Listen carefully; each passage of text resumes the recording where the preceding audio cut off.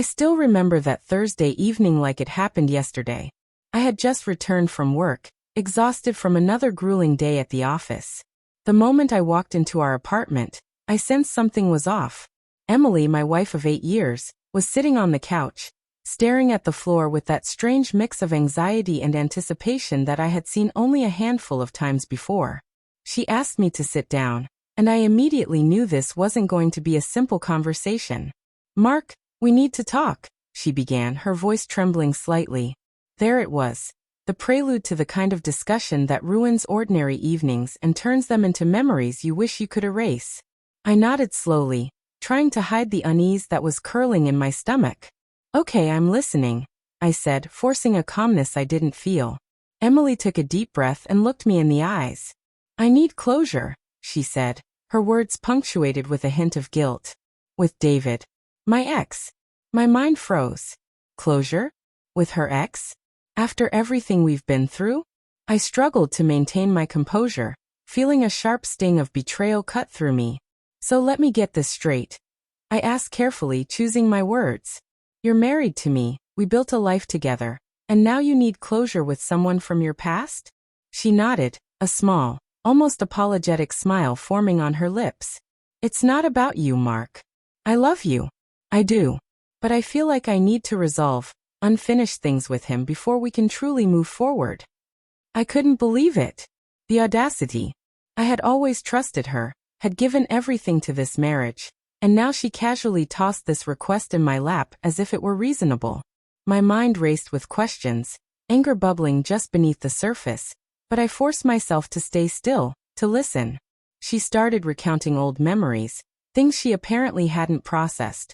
Long lunches, conversations that felt intimate, moments she described as unfinished.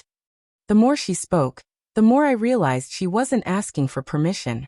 She was asserting her intent, testing my limits. I knew at that moment that this wasn't just about closure. This was a test. And I decided then and there, quietly, that I wasn't going to play the part she expected. The next morning, I woke up before Emily. My mind was restless, replaying every word from the night before. I could feel the betrayal like a weight on my chest, but amidst the anger, a plan began to form. A way to respond that was controlled, precise, and undeniably final. I couldn't let this slide. I wouldn't just let her walk into the arms of her ex while pretending everything was normal. I started quietly, without raising any suspicion. First, I reviewed our schedules, noting when she would be home, and when she would be out. Then I began collecting information, emails, old messages, anything that could give me clarity on her intentions. I didn't confront her. I watched and waited.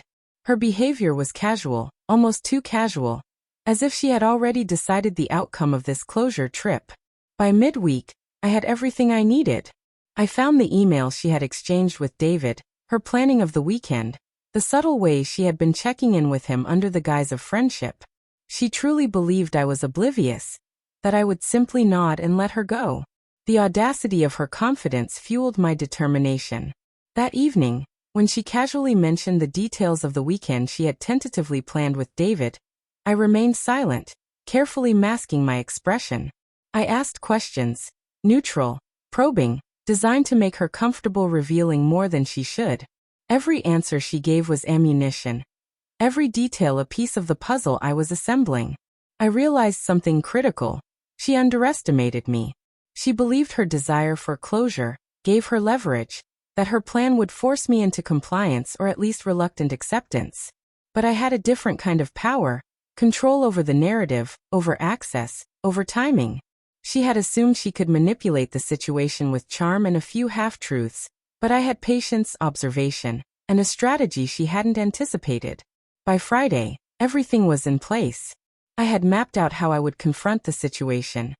Not in anger, not in chaos, but in a way that would leave no room for negotiation or regret.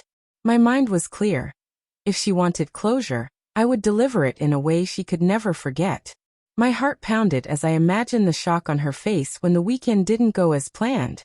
I knew one thing with certainty. By the time this was over, nothing about our marriage would remain the same. I wasn't just going to stop her. I was going to close our wedding completely, and she would learn, in the most unforgettable way, What happens when trust is tested too far? Saturday arrived, and Emily left the apartment with a spring in her step, unaware that her carefully planned weekend was about to unravel. I stayed behind, calm and composed, though inside I was ready for the moment of revelation. Everything I had gathered, emails, messages, confirmations of her plans, was laid out, ready to be delivered with precision. As soon as she was gone, I made a few quick calls. Friends she had confided in, family members who cared deeply about her, even David himself. I ensured that everyone understood the truth before she had a chance to manipulate the story. By the time she thought she could enjoy her closure, she was already surrounded by consequences she hadn't considered. I returned home just as she was planning to come back from her first meetup with David. I let her walk into the apartment, believing nothing was amiss. She opened the door, expecting to see me distracted or indifferent, maybe even tolerating her presence with some polite acknowledgement. Instead, I was standing there, composed and resolute, a small envelope in my hand. "What's this?" she asked, confusion flashing across her face. I handed her the envelope. Inside were copies of everything she had sent, everything she had planned, documented and undeniable. "This is your closure," I said, my voice steady, cold even. "But it comes with the truth you didn't expect. Our marriage cannot survive this. This weekend, these plans, they end here. Permanently." Emily's face paled as comprehension sank in. The shock, the panic, the realization that her meticulous plans had been dismantled without her knowing. It was all there, mirrored in her eyes. She tried to protest, to argue, to twist the story, but I remained silent.